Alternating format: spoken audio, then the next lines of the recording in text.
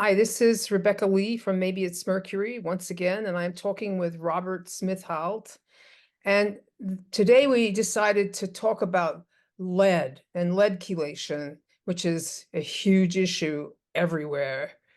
And Andy didn't, because Andy always said that if in a hair test the lead isn't into the high yellow, don't worry about it, and I never did. But now I'm starting to think that my lead was into the sort of mid-level. I'm beginning to think it has been a problem, and I'm chelating for it. And another thing is, if you got your exposure way in the past, it won't show up in a hair test. And another thing is synergistic with the mercury, so even a little lead can be really pretty terrible. So that's what we're going to talk about today. And Robert, you're chelating for lead too, right? How's that Yeah. going? What's happening? Well, yeah, you told me that Andy was also going to be releasing writing a book about lead, Right. Yeah, I and forgot to mention he never got to finish that. And but that was our what I next read book. Yeah. that yeah. And is there any way that's going to come out? Is it kind of, are the notes finished, or is that No, just there's nothing at all. That's just what he wanted to do next. right? And I don't have, I'm not educated enough to do it on my own. Right. So somebody else has got to do that. Well, I anyway, can so write it. Yeah. I knew that I had really a lot of exposure because I worked with enamel. My father had worked at the same enamel shop. Everybody who worked in that enamel shop, nobody used proper protective gear. They used just dust masks, and that they had it in their clothes. My father had it in his clothes. He worked in that same enamel shop for, I don't know, all in all, maybe in true time spent there, maybe 5 years, but over the course of 17 years. And it was in this place Jesus. that we Wow. grew up, right? So he brought that lead home with him. And I realized through this doctor telling me about heavy metal toxicity and what I did read of Andy and amalgam illness, that even though it wasn't showing up, it was actually showing up super, super low in my tests. It had to be an issue. And that was based on the knowledge that I had that exposure from early on. I also worked at the same enamel shop for a period of 6 months with the same, safety and protection in place as everybody had there. And I had started to get sick already with the mercury because I'd had 56 amalgams placed about a year prior, right? I So can. that's that whole this, and I was listening to this podcast with Andy that you just recently posted on your page. The Weston Price one. No, the one where there's a 30-minute talk just I think it's to dentists. One's to the dentist. Yeah, yeah, yeah. Yeah. And he says that the first kind of symptom to manifest itself is kind of a general underlying anxiety. And that's what happened to me when I got these amalgams put in. And I just, lost all contact with all my friends, became isolated, and I just ran away from Norway back to this place where I'd grown up, straight into that workshop. Back to the lead, like a cold. Back to the lead. And then shit hit the fan 6 months later. So I knew, after my health journey had led me to this, that was actually a bigger problem than mercury in itself, because of the fact that it exacerbates mercury toxicity by a factor of 1 to 100. Wow. Yeah. So that's why I really focused on or lead chelation, and it had miraculous results with me very quickly. I've even written I went back and looked at my here's some advertisement for where I used to work, my brewery. I went and looked at my chelation diary, and I've written down the date that I sat down at the piano and could play it and wrote songs. It's like it's to the date. It was the 13th of January 2020, and that's how dramatic it was for me. But then what happened was, Andy said that once you've got the main 4 to 8 rounds in, you should it'll cycle less and less. So you'll do like first 4 to 8 consecutive rounds, then Right. one every other week. Then you'll feel less, and it'll be every 3rd week, and then every 4th week. Then I think it's every 6th week, every 8th week, and in the end you're done. I never heard that. We just had it every month. Maybe I'm misremembering that. Maybe that's kind of what I thought in my head. It would kind of come out that way, but I was doing it like that. And Okay.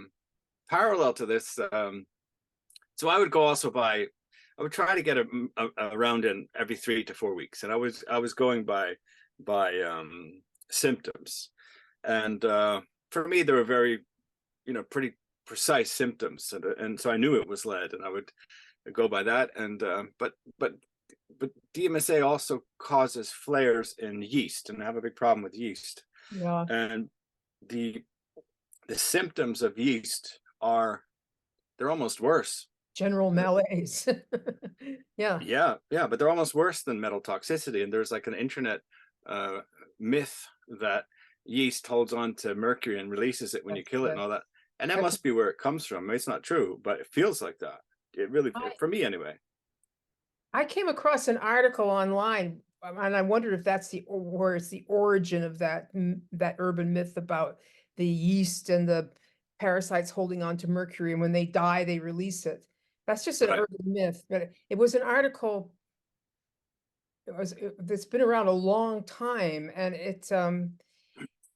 everything on it was completely correct and very interesting.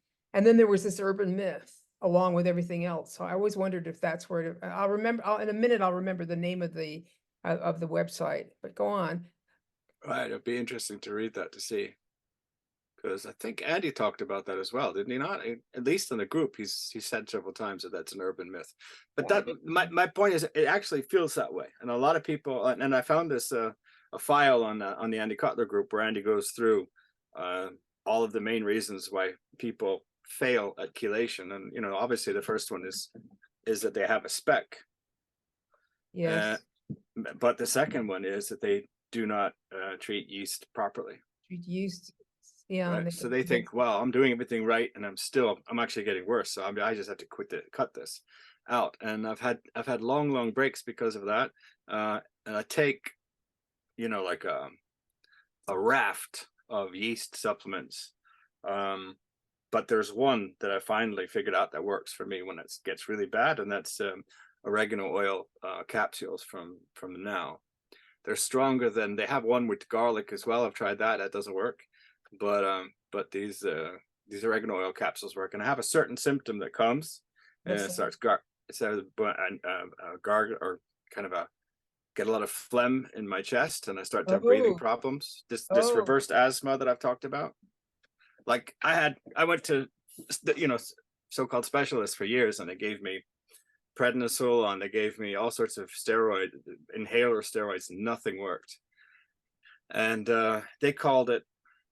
they dubbed it reverse asthma because it was hard to breathe in but not to breathe out. So like I'm a singer, right? And I'd be able to have a concert, and I would be able to perform, but it hurt like hell, because I could sing and breathe out, but nobody could see how much pain I was in breathing in. That is candida.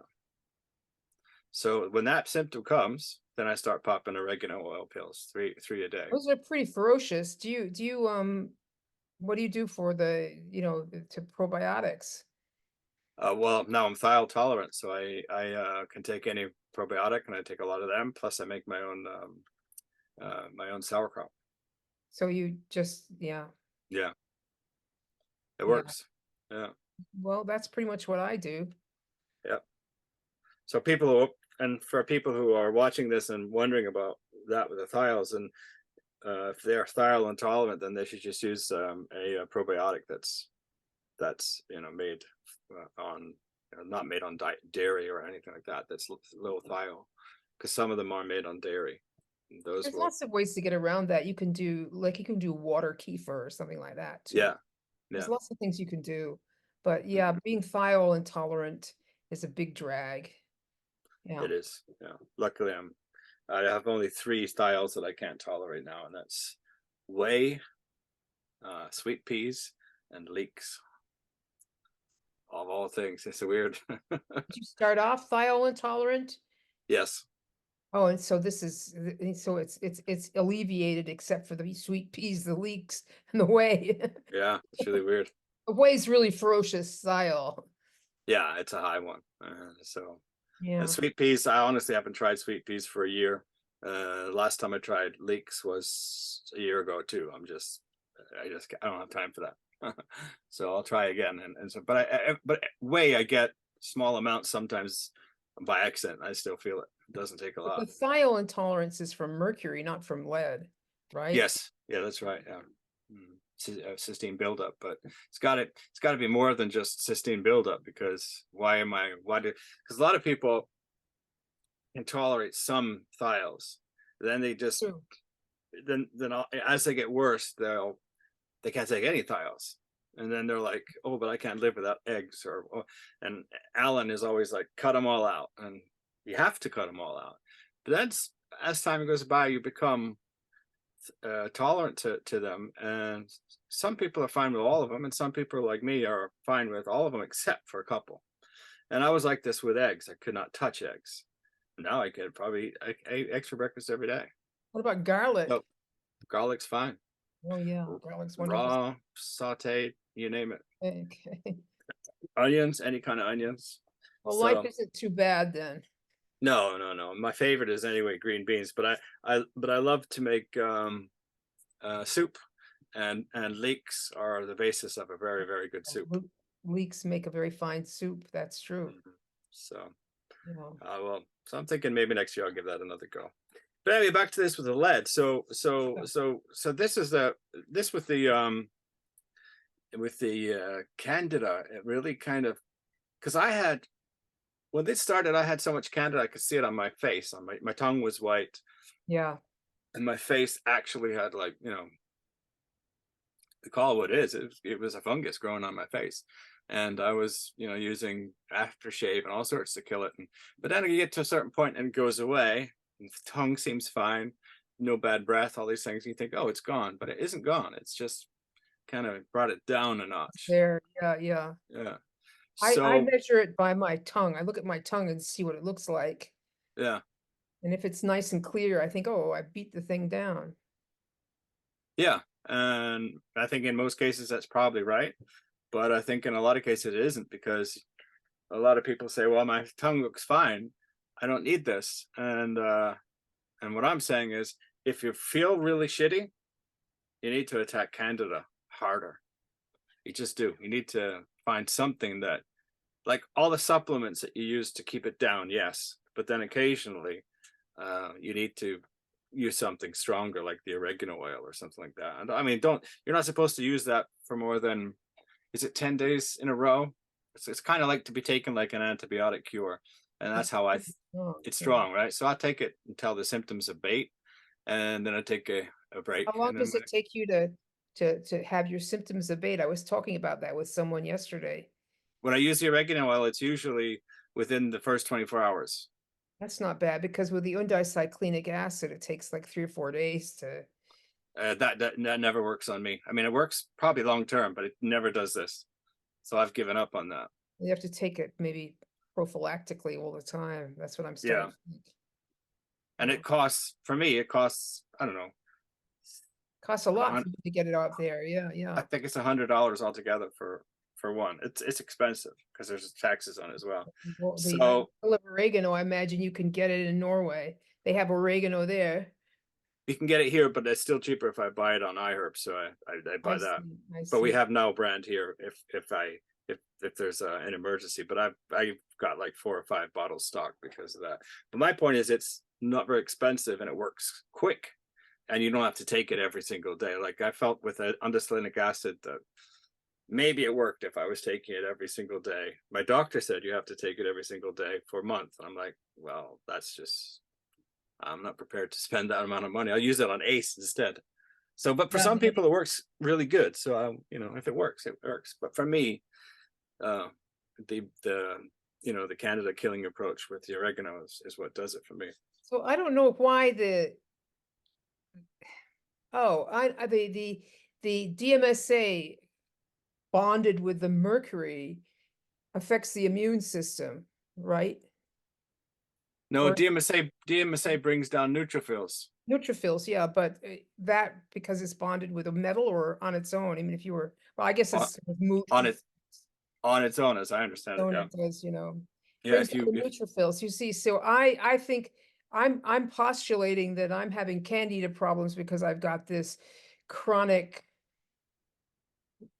lymphocyte leukemia, or mm, that's yeah, that that's making me susceptible to have chronic Canada. candida. Yeah. And then chelating for lead is going to up that. So you're going to have to really, Right. Yeah. So I've got constant campaign going on here. And yep, it's good to hear you talk about it because when you start to feel okay, you say, "Oh, okay, well, I'll just stop, I'll yeah, forget to take the stuff." yeah, you do, yeah. Yeah.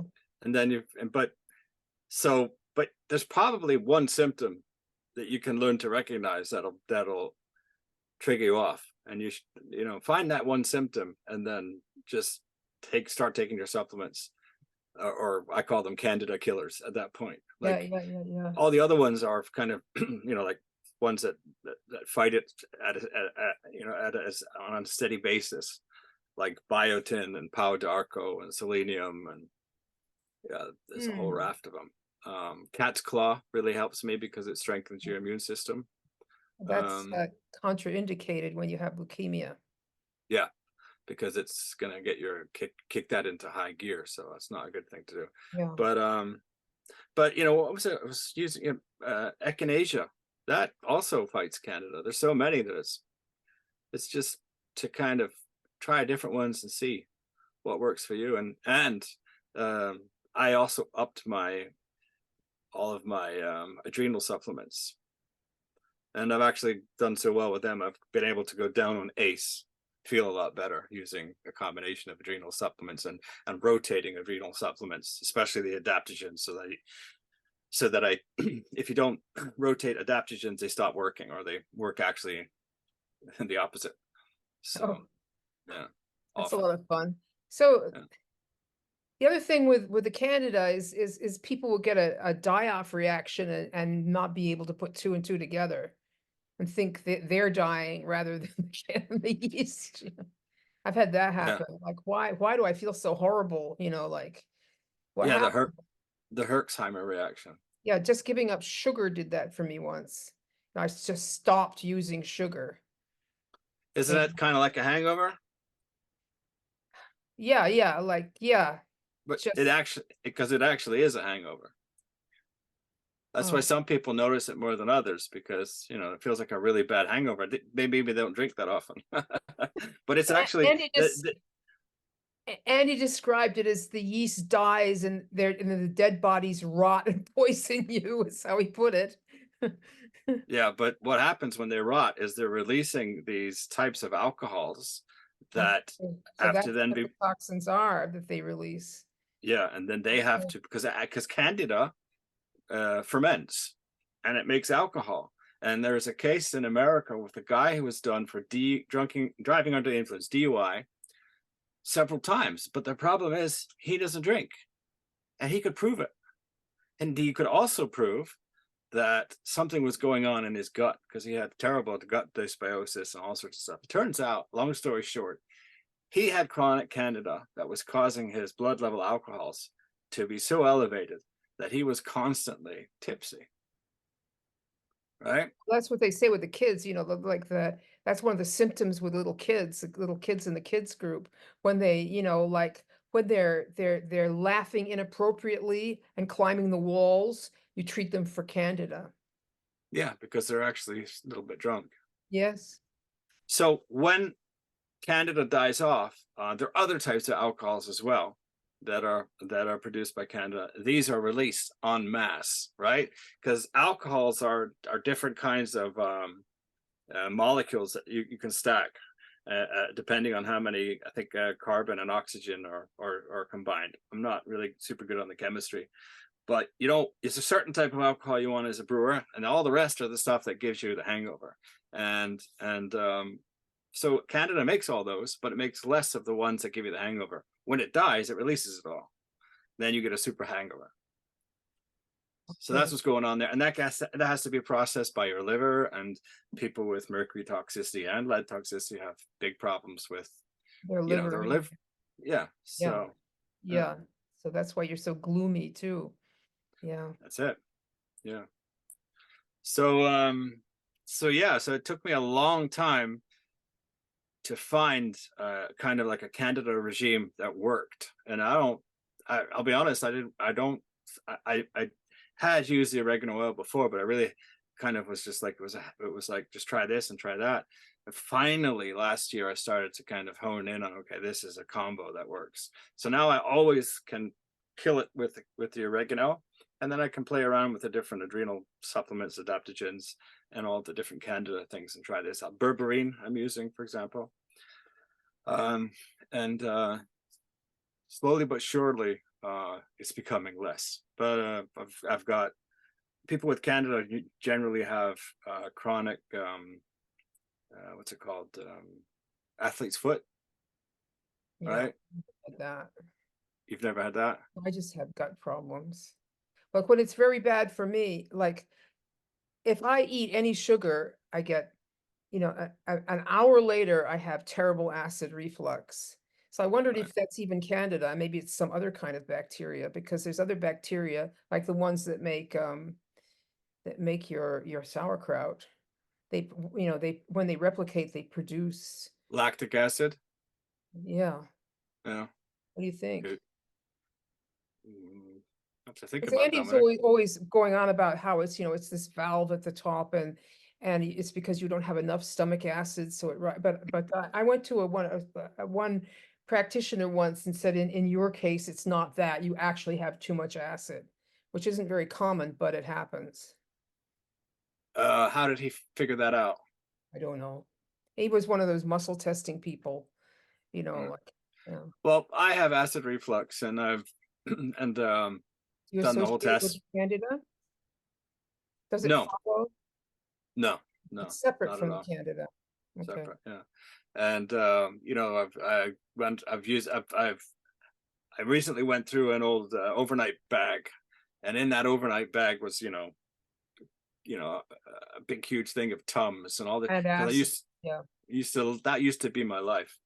And I actually got really strong tablets from the doctor, and that just made things worse. And when I went to this functional doctor that I use now, he said to me, well, in most cases, uh, when you're mercury toxic as well. And I know Yeah. this from Andy, because Andy's talked about it, and he's explained that whole system, because it's like mercury causes a lot of electrical problems, basically. So what happens is, from the perspective of my functional doctor, he says, okay, you eat, and your stomach is supposed to make acid, Yes. and there's a signal sent to whatever it is that tells your body to make the acid, your stomach to make the acid, but that signal takes a while to get there. And by the time the food has gone into your lower intestine, that's when the acid comes out, and that's when you get the acid reflux. So instead of taking an antacid, take an acid together with the food. Yes. Andy says that happens because mercury is an electronic disruptor, and it screws up that system. And he's right. As I started out with 6 tablets every meal, and I'm down to usually 2, sometimes 1. Of the betaine HCl. Yeah. Mm-hmm. Okay. And I make my own as well. I get it from bulk supplements, and it seems to be better than now. So that could also have something to do with it. But I have been able to reduce it.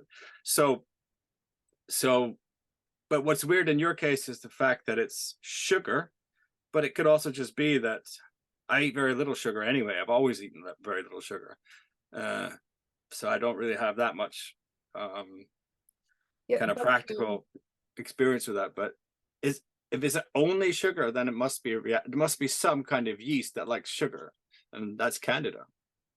Yeah, but it's just the other thing that I notice is when I treat the Candida really well, I stop having the acid reflux Yeah, but then that's what it is, because my Candida or something, some other before. bacteria too, possibly. No, I think, well, it could be, but I think the Candida. I mean, you can take Candida and you can actually brew beer with it.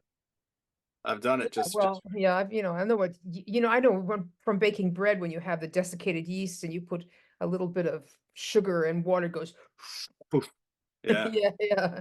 That's what I that's right. imagine's going on and in your poor stomach or in your gut, I But guess. it, Gut. but there's nothing wrong with it being both things. It could be both as well. Well, whatever works. As I tell people, people are always Yeah, trying to figure out the mechanics of everything, which is very interesting and useful, but ultimately, you know, what works is yeah, yeah. But understanding it helps to kind of find does an a lot. attack that works. Yeah, It yeah. does. But But have you tried betaine? yeah, yeah, I have, yes. Yeah, and then you didn't notice a difference? Not really. Some people feel that they get too much acid when they take the betaine. Does that happen to you? Yes, sometimes I feel too much acid when I take the betaine. Well, that means you have enough acid then. That's the test. It seems so, yes. Mhm. If I'm gonna have a huge meal that's difficult to digest and has a lot of protein and stuff, because I feel that my like the digestive system's a little slow, I'll take the betaine HCl to give it a Just, but yeah, there and then, yeah, little extra yeah. slug of acid in there. Hmm. Yeah, but I was, because people who, I've had people asking me about this as well. No, so a friend of mine who's using this protocol says, Robert, it's killing me every time I have a meal. I says, well, what do you do? And he says, oh, I'm taking 5 betaine. I'm like, well, stop doing that. And he was fine. He didn't have to take it anymore. Some people are like that. It Yeah, goes like that's. It's like you can never figure out what's going to get fixed with this mercury stuff, because there's our bodies have so many different intricate systems, they and do. then all of a sudden that works, and you're like, oh fuck, what was You that? have to reassess everything you're doing because something changed and Yeah, nothing works the same way anymore. yeah, Yeah, and even supplements, right? Some yeah, people will yeah. say, well, I tried that 3 years ago. I say, yeah, well, now try it now and see, and it works differently. So it's the same for me. So uh can be exasperating, because and but all in all, it's a blessing. But I've been revisiting my chelation diary, and I'm so glad I wrote that down, because Oh yeah, there's diary best. Yeah. right, because there's so many things I've written. Oh, I use this supplement. This is great for 2 weeks, then nothing, right? And you can go back and see that, it's almost like, I describe it almost like a car, that's sputtering, like a Disney cartoon car that's sputtering to life and then roaring to life and then starting to die again, and then all this, and then that's kind of what it's been like. It's like, and then all of a sudden you're out on the open road driving fast and dangerously, and it's life is good, right? But That's there's wonderful. yeah. So I thought last year I had another year to go, and I think maybe I have another year now, but I don't think I'm ever gonna put chelation on the top shelf or bottom shelf or whatever Oh, shelf, because no. it's so useful. But at the same time, I thought I was done with lead, and You did. because, well, yeah, because it had such a dramatic positive effect when I chelated for the first 3 months, But you have this and then reservoir that's you, if you got a lot yeah, a reservoir that's just waiting to you do, that's why he and said do around every month because it's yeah, but getting out the into your problem, blood. Yeah, go ahead. yeah, well, the problem is, he says, is he right? It can take up to 10 years. He says it can take, but most people will be done in 3 or 4.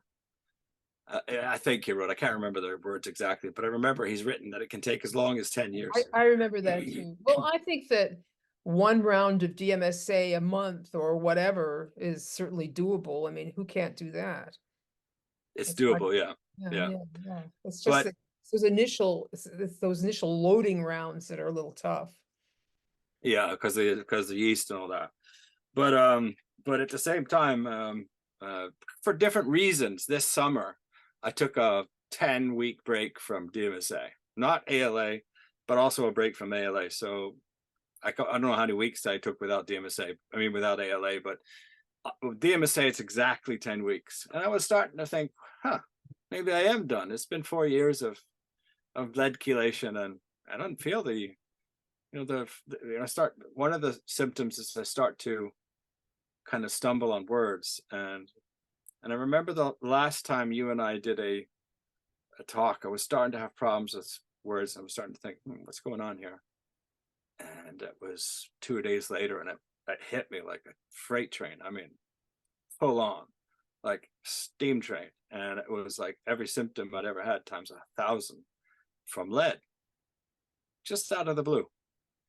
And it was so bad that I started a lead around there and then at the same dose that I've used for 4 years, 12.5 milligrams.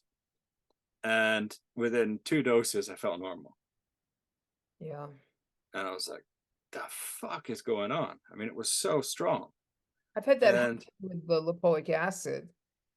have you? Yeah, yeah, like I had, yeah, I've talked about, there was at a meditation retreat and I totally crashed my adrenals and I was having like the worst insomnia, like every form of insomnia that you could possibly have. And I went down to the basement to their little, you weren't allowed to have a cell phone. I went down to the basement to their little phone booth and called Vitacost and had them send me some lipoic acid. And as soon as I took it, I fell asleep. Right. Yeah. So that was adrenal. Well, the lipoic acid doesn't help your adrenals any, but there must have been some mercury kicking around that it picked up and Yeah. got. Yeah, it was Yeah. adrenal. Yeah, it was adrenal crash. I got lost on the way down and I got very stressed out. And then meditation is not that easy, actually. Yeah, that's right. Well, so then I started to take this and I was trying to figure out what the hell happened. And then I remembered something, and that was Andy said that Uh-huh. if you take vitamin D, Okay, this is it. Tell me. this is it. This is it. This is So it. he said if you're going to chelate lead, don't take vitamin D unless you're in a part of the world where typically can experience seasonal affective disorder, SAD, and anywhere up a certain, up above a certain distance to the north, the sun after a certain date is so low on the horizon that it doesn't make your Doesn't your body any is unable to make vitamin D, nothing. And I've lived in Norway my whole adult life, and lots of it up north where the sun doesn't shine at all. Like it's just bye bye, it's gone, and we'll see you again at Easter. It's that extreme. So I've taken it since I was 15. Every Christmas. I mean, I start around September, November, right? North Norway, it's dark after August, right? So and then I start there. But here, outside of Bergen, I usually start around 15th of September. So last year I was told by my doctor that I had too little vitamin D, even if it was summer. So I upped the dose, your blood test, which Andy specifically warned about. which Oh, Andy specifically warned about. And this is yes, why I'm yes, taking yes. this up, because I've done if you do things wrong, it goes to hell, according to Andy. I'm here to say that he's correct. Anyway, so I took this vitamin D, and I had the worst fall, and I think it took me 6 months to really figure out that what I had was vitamin D toxicity. I had like headaches, I had breathing issues, and I had nausea, extreme nausea, and it got so bad that when I made a really nice stew, I couldn't eat it. Just nauseous for days. And I wasn't taking a super high dose either. And that was the weird part. But according to Andy, you can't read those tests, just like mercury causes mineral derangement. It causes a misreading of vitamin D. It's a hormone, but it's also a vitamin. So there's something going on there. And I can't remember verbatim what he said about that, but he's right, because I must have had a lot more than what's coming out in that test. So I stopped taking it, and within, a week or so, I was feeling pretty good. Was able to re-kick chelation. That's when I discovered oregano oil. That's when I could, start really dealing with the yeast in a very proactive way. And so when this happened again after this summer, what I think happened was because the reason Andy said not to use vitamin D is because vitamin D is part of the storage process for when you get lead poisoning, or when it's recirculating, because lead is stored in bones and then it recirculates in your blood. Well, the And vitamin D influences how you store calcium, and the body mistakes the lead for calcium. Is that right, correct? Yes? that's correct. Yeah. So I think that's what was happening with me, because that's the reason he said don't take it, because unless it makes you feel better, and you have this, it's going to slow down the chelation process because it's busy storing stuff away whilst you're chelating it, right? And that's what Oh, I've basically been doing. I think I that's thought it was because, just in case you're in a place where you're getting exposed to lead, but you're saying it's when you're chelating lead, don't do it. well, he said you could. Well, this is the thing. You can use it when you're chelating lead, if that makes you feel better, right? Yes. Oh, yeah. Because True it's for just like with, everything. it's just like with selenium. Selenium also pacifies lead. I mean, mercury. But if it makes you feel better, it deals with candida. The mercury is still there and will still be chelated by and by as you get the rest out, right? So I think it's a little bit the same with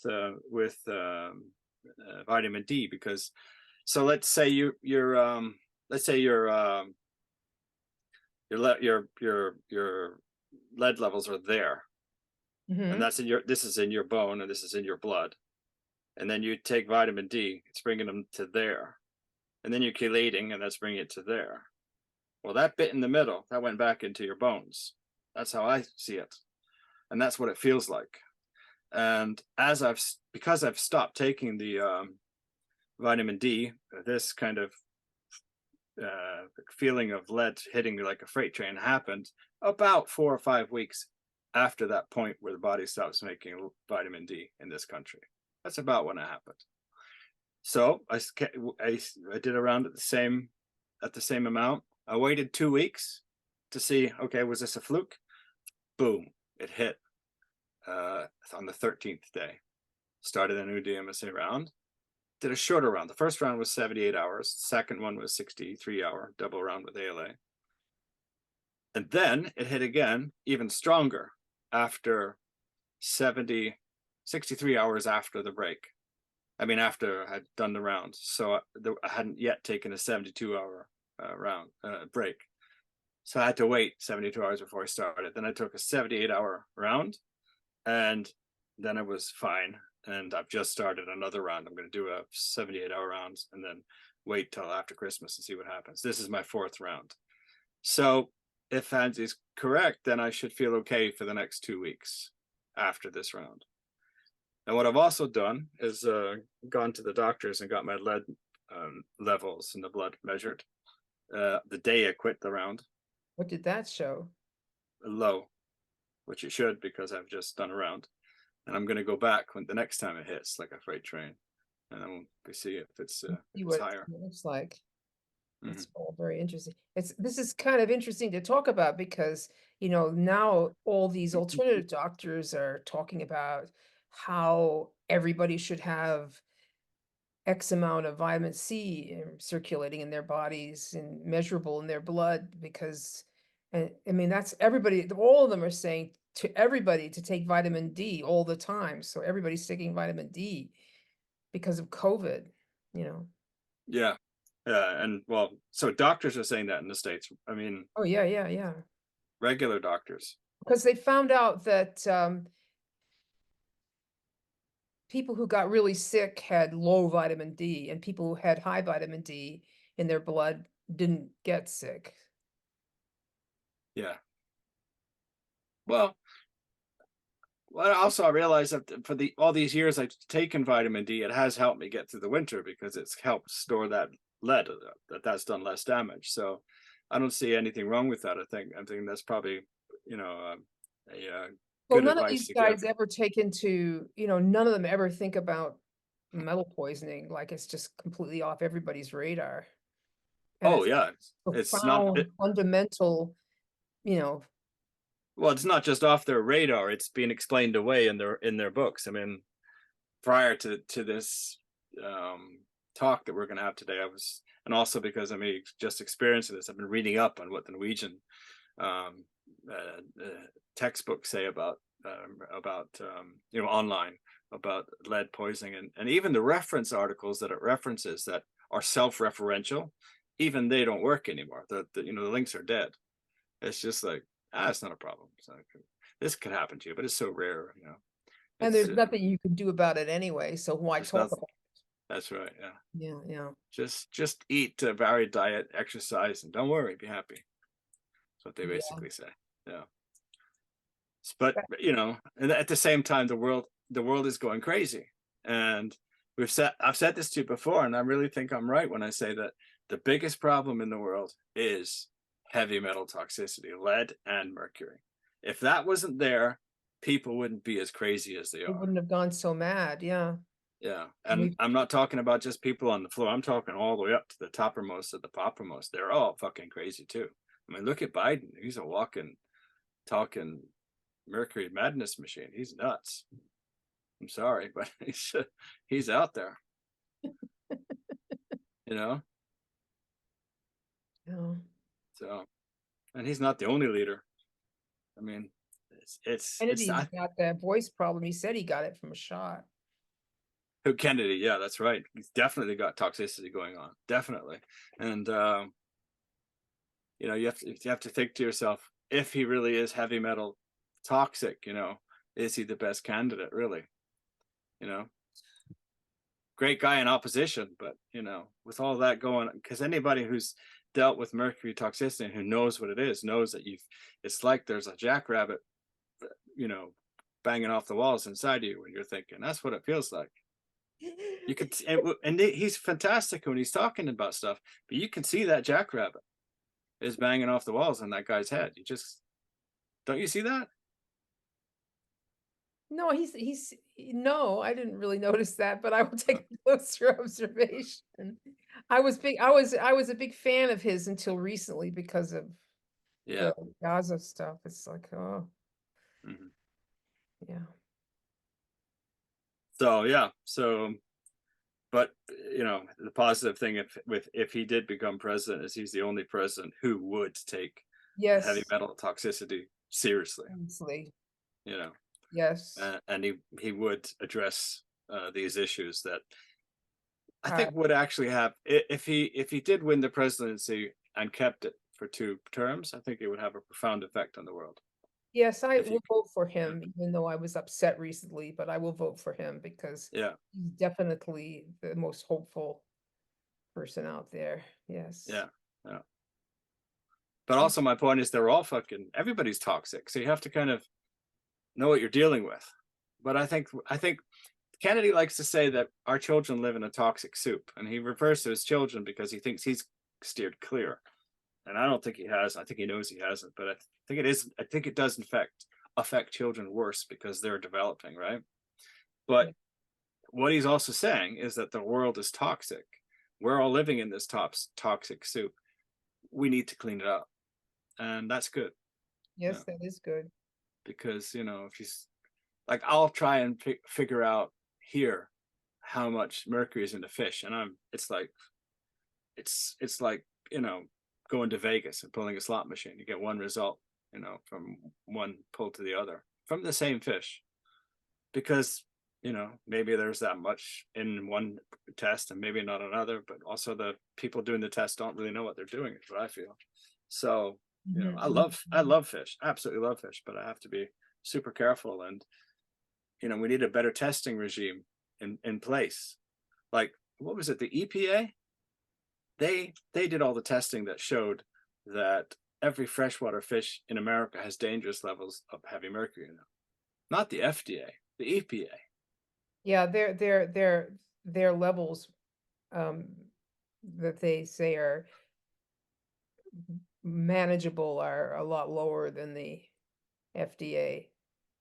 Is that what it is? Well, when they were testing the, product must not be name scheduled when it was full of mercury, that they realized that the amount that the kids were getting was way higher than what the EPA had listed as safe.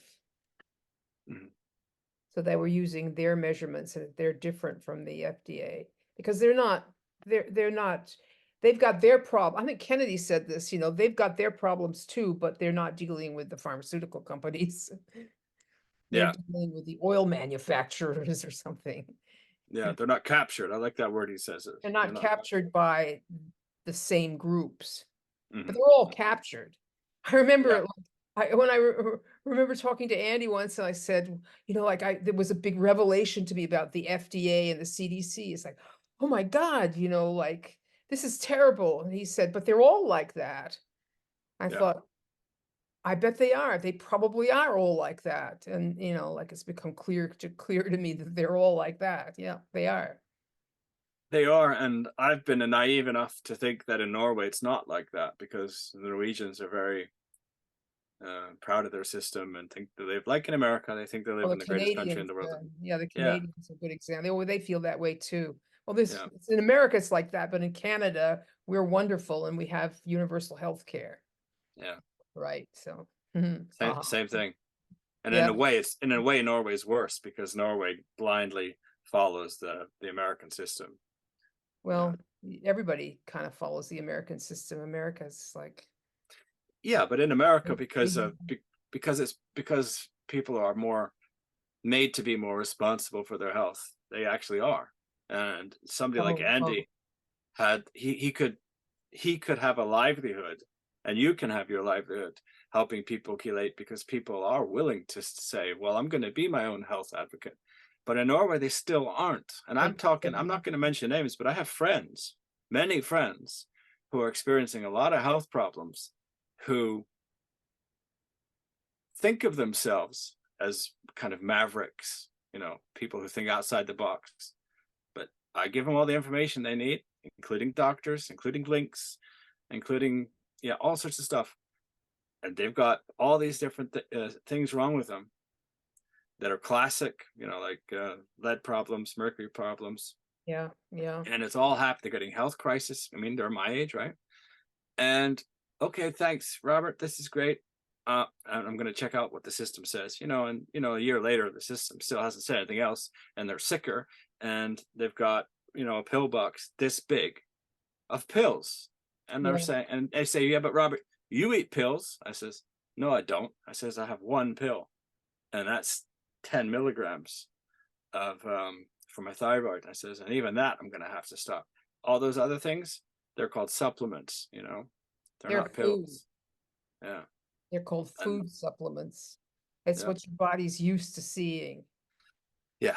And stuff, and yeah, and in a concentration that is helpful. I mean, somebody I know wants to look into chelation, but she's a carnivore, and she thought, well, and I'm not mocking her when I say this because this is how people think, because they think if I eat something that's good for my body, then that's what, that's how people think. What can I eat? What can what can I put in my body to make me better? Like from that Jerry Maguire movie. What can I eat? What can I do?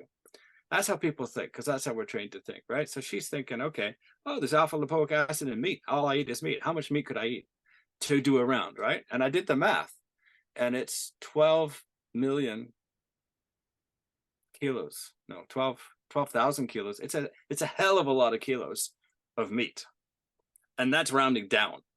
And that's just, nobody can do that. So, but Yeah, it's a natural thing. It's a supplement, and you take it in a concentration that helps, and that is that's does it therapeutic. That's the word. Yeah. So yeah. So that's what I also learned with Andy, because I had thought like that until I encountered Andy's writings, and that was that it isn't just what you put in your body; it's what you take out, and people don't think about that, right? It's not just what you eat; it's not just what you're putting into your body; it's what you're taking out. And in our case, we're taking out heavy metals. yeah, they don't come out on their own No, to any useful a degree, which is, yeah, no, they they don't. do not come out on their own. They're in there. doing their evil magic. And as you get older, it becomes less and less, your body is less and less capable of dealing with it. Like I can tell you as a fact. So the prognosis is horrible for these things. Well, see, this is what my friends say. Well, and this is where they're at an age where, like Andy says, that Andy started chelating when he was 41, right? I can't remember. Yeah, maybe. That's what he said in that video, and he said that he Okay, felt. yeah. He says, I'm not going to say to you that you're going to feel like you're 20 again. He says, but I was toxic. He said he was toxic when he was 20, so he doesn't know what it means to feel really good, or what it meant to feel really good until he had chelated. So he says, so the reference frame is those years when he first chelated are his best years. Yeah, Right? he felt his very best. He felt better than he ever had. Yes. Yeah. And even with my ups and downs, I say the same about my time of life now. Right. And these people I'm talking about are all talking about the fact that we're all going to become senile. We're all going to they get just frail. accept that getting dementia is just, Part of life. Yeah. That's your lot. Yeah. And I'm like, I'm not, You and either. No you don't, dementia for me. no. And I'm saying, like, says you can make a decision to fight it. And this is how you do it. There's like, they're starting to think about it when they see me, because, we meet, maybe a year between each time we meet. And each time they see me, something's happened. And they're like, this guy knows something we don't know.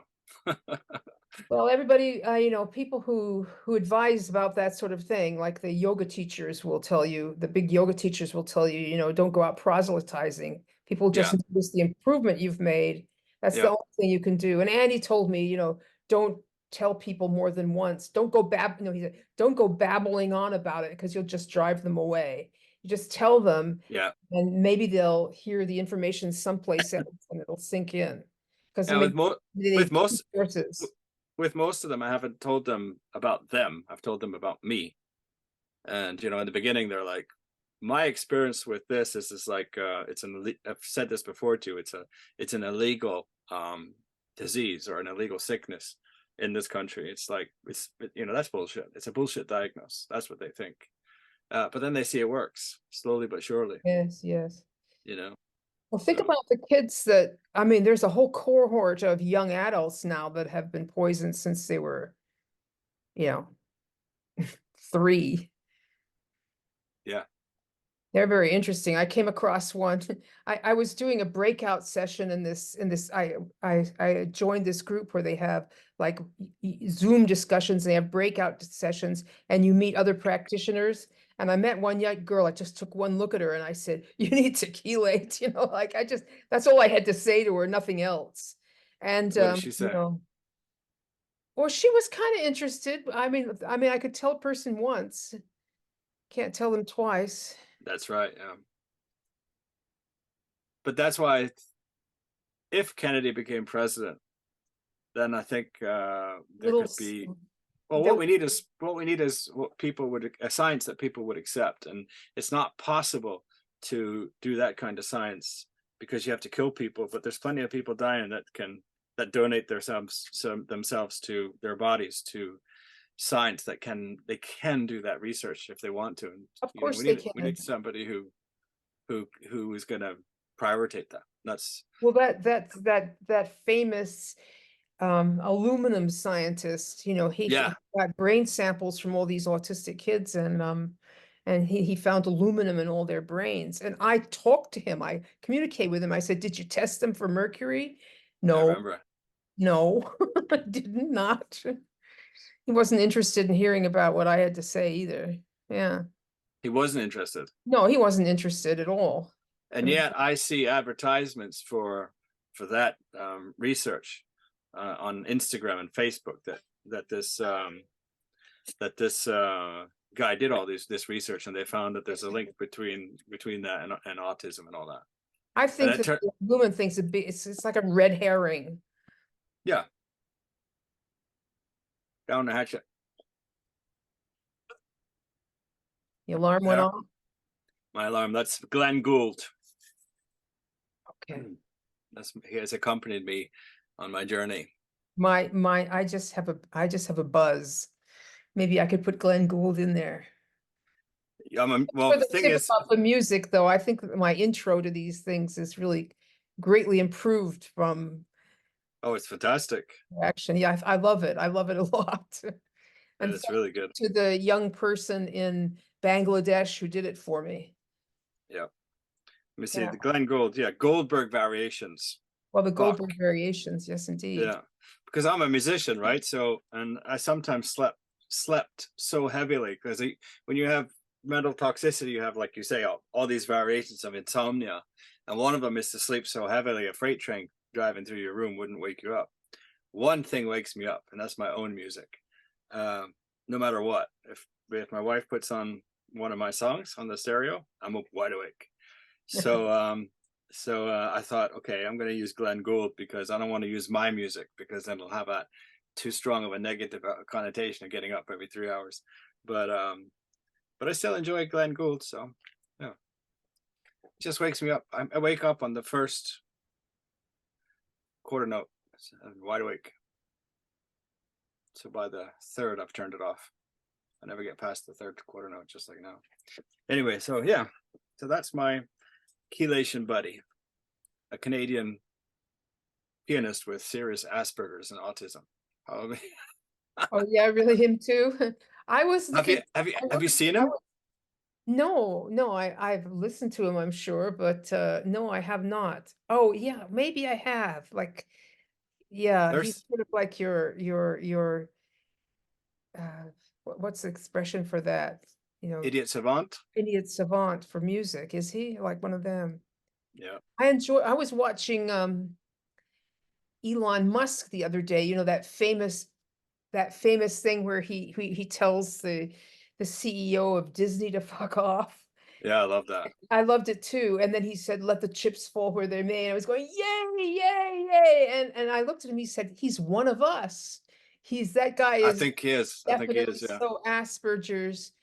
And like, and then there's also this aspect of the people being brilliant and being mercury toxic, which they seem to go together. Like Andy would only allow that is a risk factor for getting toxic, wouldn't say anything else. But how do you mean? Like, because the genes that make them brilliant can make them toxic? Was I that his guess point? I guess he wouldn't. That's all he said. Is I said because there's an interview with a lady that I'd like to get all his interviews, but there's a lot of them are lost now. But there was an interview, and there was lady was sort of like harassing him, asking if getting toxic with mercury makes you smart. Mm. And that neurosurgeon, I can't remember his name now because I'm getting tired.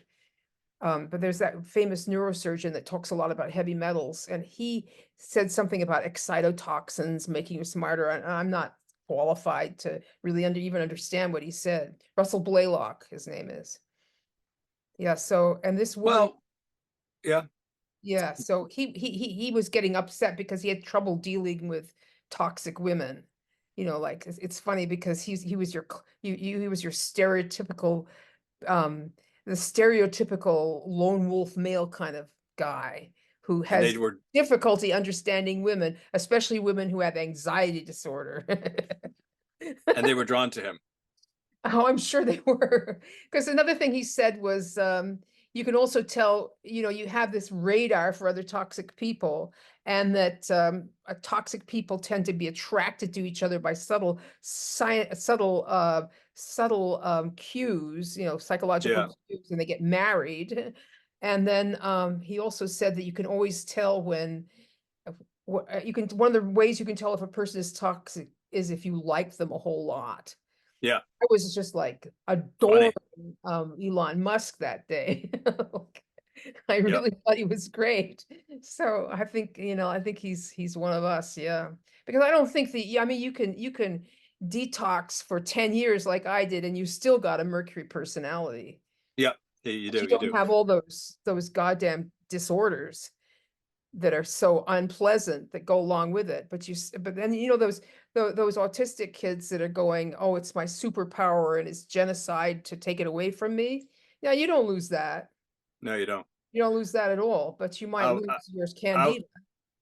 yeah, I would say you gain more. Yeah, I think You gain a lot more. like in my case, I mean, I love the piano. My first instrument in my mind is piano, but I've never been able to play it.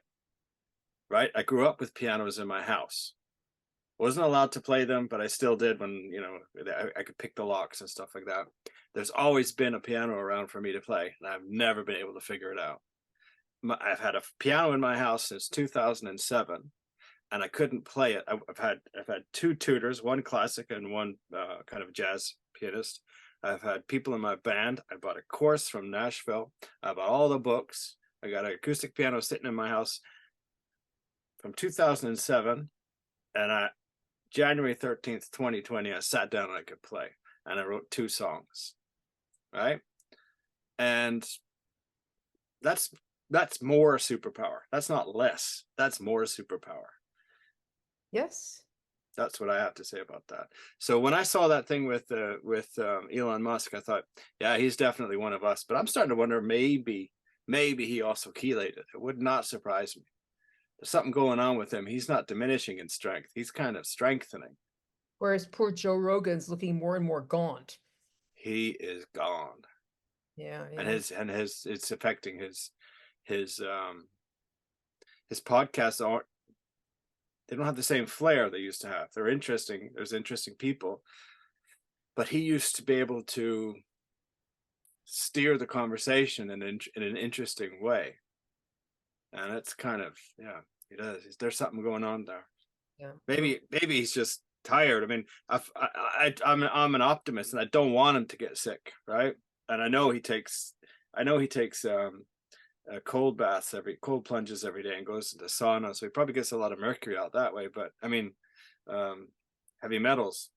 But there's probably mercury in his brain, because I know he takes ALA every day. Taking the lipoic acid every day. Yeah. Yeah. So it's sad to see. Yeah. So, yeah. So you lose it if you do it the wrong way. You get stronger if you do it the right way. That's my point. Yeah. So something's going on with Elon, because he seems to be getting stronger. Yeah. Yeah. Right? Mentally and physically. There's something going on with him. I mean, it just could be that he was, you know how Andy says there's a tipping point, and you get to that tipping point and then mercury isn't excreted anymore. So, Yeah. right. So maybe he's eating right and never got to that tipping point, and his body's managed to excrete it. Elon, I mean. My father Whereas, had Asperger's, My father had Asperger's, and he's really, really brilliant. And he continued, he just sort of declined when he was older and started to be vaguer and vaguer. yeah. Yeah. Well, I've often wondered about, But in his 70s, I'd say. Yeah. yeah, and I saw Instagram, just a reel about a woman speaking to her mother who was 92 and was spry as all get out, mentally and physically, Yeah. And she says, well, how old do you feel? I don't know, 40, 50, something like that. And then she's like, well, do you feel that there's anything you can't do? She's like, yeah, they won't let me run on the roof and clean the gutters anymore. I was like, I was expecting her to say something, but no, there wasn't anything. So it's made me also think that, all these problems that come with old age. One thing is knowing it, but the other thing is experiencing it. That all these cognitive issues that come with old age, all these physical issues that come with old age, they are mercury toxicity, heavy metals. It just is. I think. So My mother, when my mother and father moved into they moved into this fancy retirement community, and I went down there to help them clean out their house, and they had to donate the piano, and this elderly man came with his friend to take the piano, and he said to me, he said, "How old is your mother?" And I said, "I think I think she was 84." And he said, "My, she's spry." And then, in the retirement community, she started to decline, and she got Alzheimer's disease and died in her 90s. Yeah. And then the retirement, they have a dedicated doctor there who you know, I know they gave them vaccines to the whole goddamn place. Oh yeah, every year. Yeah, they flew, yeah, every year. Yeah. Mhm. So like Einstein was in his, wasn't he 78 or something like that when he died? I don't know. But I've read that they thought that he's had a form of autism or Asperger's from a child. And if you look at how he acted in general, there's something going on there, right? And he got to a certain age where I think the last big thing was that his big theory was something called the universal constant, which he thought in the end he abandoned it and thought that couldn't be, it couldn't be right. And it turned out it was right. So everything he kind of figured out was right, but he kind of lost his powers quite early on. He went completely gray in his hair. He aged really quickly, Well, I and mean, he you can't, yeah. you know, like the Buddhists say, you know, you can't avoid old age, sickness, and death. I think you can avoid a lot of sickness, but old age, Yeah, but you know, my point is he went from being fantastically brilliant to just being kind of not very brilliant okay. quickly, and that coincides with an premature aging. I mean, if you look up and everything that's written about him, this guy aged prematurely, Well, yeah. very quickly, right? So something happened. I think there was some kind of toxic event that happened to him, and even what was his name? Halliday, this guy from the father of electromagnetism, who figured out how electromagnetic waves, all the stuff that became used by Tesla, by Einstein as a foundation for their understanding of electromagnetism, and in Einstein's case also speed of light, things like that. That guy was so toxic that he couldn't remember things from when he got up to go to get something out of, and he writes about it in his diaries. When he gets up from his workstation to go over to the counter to get something, he forgets why he went over there, and he Well, knew it. He yeah. knew it, right? And so he did a lot of brilliant things, and then he was history. And my point is that I just think, and from my experience, I know that has to do with metal toxicity. And being a pragmatic and being an optimist, I would say the human race would be better off chelating. And transhumanism is not the next step. It's getting the No, fucking metals out. that's Elon Musk wants to stick metal into your head. I'm saying take it the fuck out. So that's what I think. Yeah. yeah, I agree. And let's go back to farming, or you know, like give me a let's go back to gardening. That's Yeah.